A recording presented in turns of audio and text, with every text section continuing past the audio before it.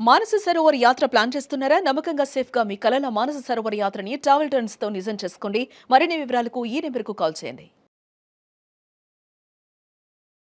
నమస్తే రమగారు. నమస్తే జయ. రమగారు, మనకి భీష్మ ఏకాదశి ఉంది. సో భీష్మ ఏకాదశి అనగానే భీష్ముడు చేసిన ప్రామిస్ ఒకటి, ఆయన అంపశయ్య మీద ఉండటం, ఇవన్నీ మనం ప్రధానంగా చెప్పుకుంటూ ఉంటాం. మహాభారతంలో ఎన్నో క్యారెక్టర్స్ ఉన్నాయి కదండి, కానీ ఈయన గురించి మనం ప్రత్యేకంగా మాట్లాడుకుంటాం, ఈయన గొప్పతనాన్ని కదా. ఇంకొకసారి మనం స్మరించుకుందాం. మాఘశుద్ధ ఏకాదశిని భీష్మ ఏకాదశి అంటారు.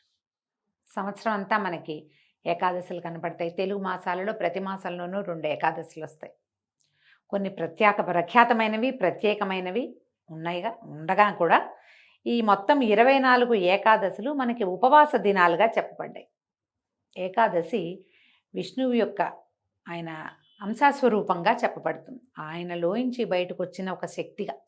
అందుకని వారి ప్రీత్యర్థం, విష్ణు ప్రీతి కొరకు ఏకాదశి నాడు ఉపవాసం చేయాలని, బియ్యం వాడకూడదని, ధాన్యం తినకూడదు, మన విధానం అది.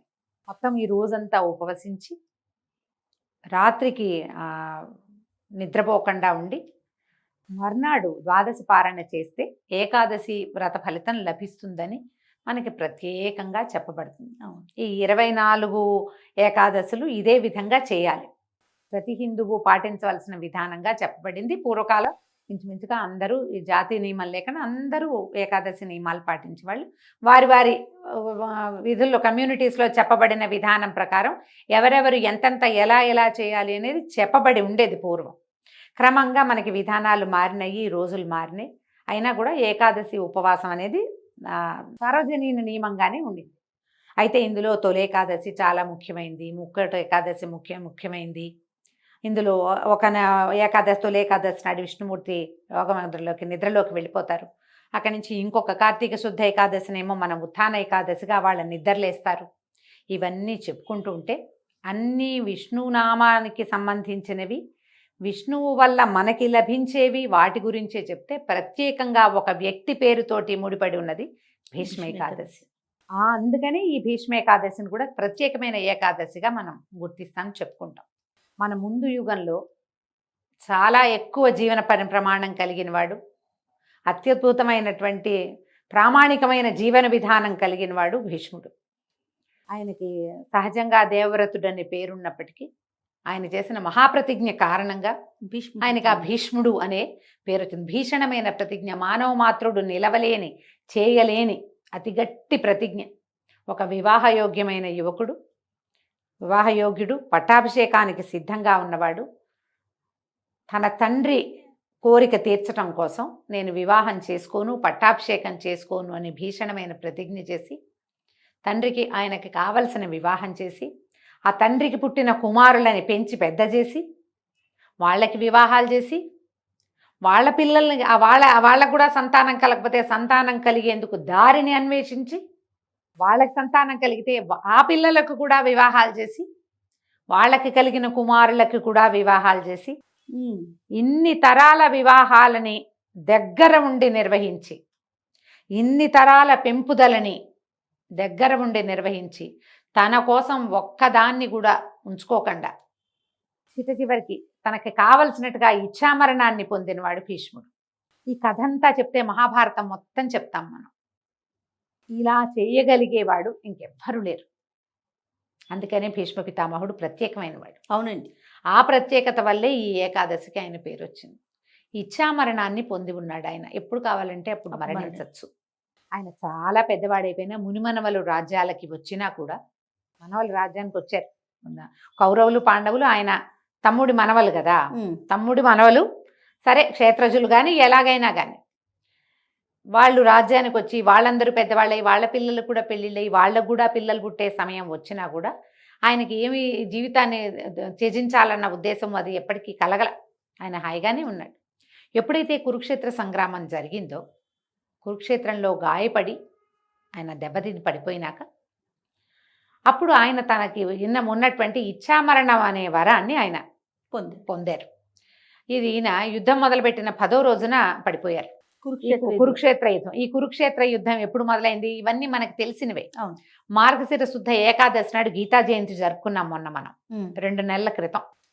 మనం ఇప్పుడు మాఘశుద్ధ ఏకాదశిలో మాఘానికి ముందు పుష్యమైంది, పుష్యానికి ముందు మార్గశీర్షం. మార్గశీర్ష శుద్ధ ఏకాదశి నాడు గీతాచార్యుడు భగవానుడైన కృష్ణ పరమాత్మ అర్జునుడికి గీతను బోధించారు. తెల్లవారాక ఆ రోజు నుంచి యుద్ధం మొదలైంది. అప్పటికి 10వ రోజున భీష్మ పితామహులు పడిపోయారు.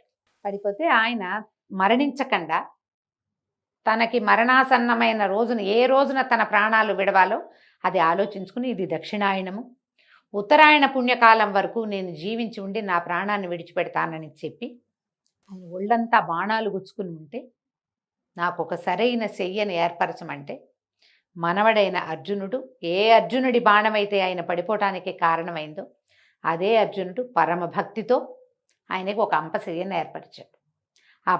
ఆయనకి గుచ్చుకున్న బాణాలకి ఇంకా కొన్ని ఆసరాగా వేసి ఆ బాణాల మీదే ఆయన శరీరం ఉండేలాగా ఏర్పరిచి ఆయన్ని ఒక శిబిరంలో ఉంచారు. ఆ శిబిరంలోనే ప్రతిరోజు అందరూ వచ్చి ఆయన్ని కలుసుకునేలాగా ఏర్పరిచారు. యుద్ధం పూర్తయిన తర్వాత కూడా పూర్తయిపోయింది. సుయోధనుడు కూడా పడిపోయాడు. రాజ్యం మొత్తం పాండవుల వశమైంది. ఈ భీష్మ పితామహుణ్ణి ప్రతిరోజు వెళ్ళి చూశారు ధర్మరాజాదులు. ఆయన దగ్గరే ఈ రాజ్యం ఎలా చేయాలి, ఈ దేశాన్ని ఎట్లా పరిపాలించాలి, భగవత్ తత్వం ఏమిటి, మోక్ష మార్గం ఏమిటి, ఏ నీతితోటి రాజ్యాన్ని పరిపాలించాలి, ఇలాంటి విషయాలన్నీ కూడా ధర్మరాజు భీష్ముల వారి దగ్గరే నేర్చుకున్నాడు. ఈ వెళ్ళిపోయే రోజున ఆయన విష్ణు సహస్రనామాన్ని అందించారు. అవును, శ్రీకృష్ణుడి అనుగ్రహంతో ధర్మరాజుకి బోధించారు విష్ణు సహస్రనామం. మహాభారతం ఎంత ఉద్గ్రంథము, అత్యద్భుతమైనది, చాలా పెద్దది. దాంట్లోనే మనకి భగవద్గీత అందింది, దాంట్లోంచే మనకి విష్ణు సహస్రనామం కూడా అందింది. భగవద్గీతను గీతాచార్యుడు అందిస్తే ఆయన అనుగ్రహంతో భీష్ముల వారు ఈ విష్ణు సహస్రనామాన్ని అందించారు. ఈ సహస్రనామాన్ని అందించిన తర్వాతే ఈయన ప్రాణాలు విడిచిపెట్టారు. భీష్ముల వారిని తప్పకుండా ఈ రోజును తలుచుకోవాలి. మనం గీతా జయంతి ఎట్లా చేసుకున్నాం, ఈ భీష్మ ఏకాదశిని విష్ణు సహస్రనామ జయంతిగా చేసుకోవాలి. మామూలుగా ఏకాదశికి ఎట్లా ఉపవాసం ఉంటామో చక్కగా ఉపవాసం ఉండటం. ఈ ఉపవాసం అనగానే అన్నం మానేయటం, ఇది ఒక్క పాయింట్ తడుతూ ఉంటుంది జయ ఎప్పుడు కూడా. అవునండి. దీంతో ఈ ఉపవాసము అంటే అన్నం మానటము అని కాకుండా భగవంతుడి సమీపంలో నివసించటము అనే అర్థాన్ని తెలుసుకోవాలి. సమీప వసనము ఎవరికి, ఎవరికో కాదు, దేవుడికి. అంతే. మనం ఎవరి కోసం ఉపవాసం ఉంటున్నామో ఆయనకి దగ్గరలో ఉండటం. ఈ రోజుని మనం విష్ణువు కోసం ఉపవాసం చేస్తాం. విష్ణునామాలు చెప్పుకోవాలి, గోవిందనామాలు చెప్పుకోవాలి. ఈ ప్రత్యేకమైన రోజున విష్ణు సహస్రనామ పారాయణ అత్యద్భుతమైన ఫలితాన్ని ఇస్తుంది. మన దగ్గర విష్ణు సహస్రనామం పుస్తకం ఉంటే పుస్తకం చక్కగా అట్ట మీద, ఇప్పుడు ప్లాస్టిక్ అట్టలు వస్తాయి, శుభ్రంగా తుడిచి ఒక గంధం బొట్టు పెట్టి 2 పువ్వులు పెట్టి అర్చన చేసి పూజ చేసుకుని ధూపం చూపించి అప్పుడు పుస్తకం తెరిచి విష్ణు సహస్రనామం చదువుకోండి. కోసి పూజ అంటారు దాన్ని. ఏ గ్రంథంలో నుంచి మనం చదువుకుని మనం పునీతలం అవుతున్నామో ఆ గ్రంథానికి పూజ చేయటం. ఓకే. ఓ పెద్ద పూజ చేసి దాన్ని అక్కడ పెట్టమని కాదు, పూజ చేశాక చదువుకోమని. చదువుకోవాలి. చక్కగా విష్ణు సహస్రనామం చదువుకోండి. ఇంట్లో విష్ణు సహస్రనామం అలా రోజంతా నడిచేలాగా ఏర్పాటు చేసుకోండి. మనకు అవకాశాలు ఉన్నాయి కదా, అంత పెద్దది రాదు, ఏదైనా ఒక్క శ్లోకం తీసుకుని అదైనా చదువుకోండి. విష్ణువుకు సంబంధించిన ఏ స్తోత్రమైనా ఈ రోజంతా ఉపవాసం ఉండటం. ఒకవేళ మీకు రాత్రికి కుదిరితే జాగరణ చేసే అవకాశం ఉంటే జాగారం చేయటం. రాత్రి జాగరణ చాలా అవసరం, చేస్తే మంచిది. మర్నాడు పొద్దున 12 గడియలు దాటకుండానే చక్కగా వంట చేసుకోవటం.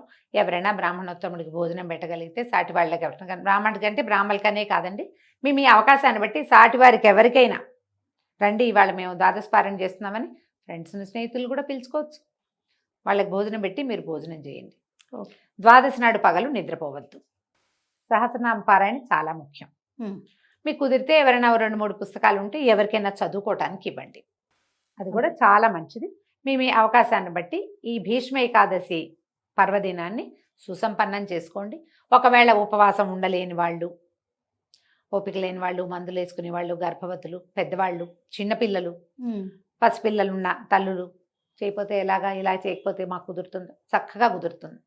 ఉపవాసం అంటే దేవుడికి నివేదన చేసిన వస్తువులు మాత్రమే తినండి.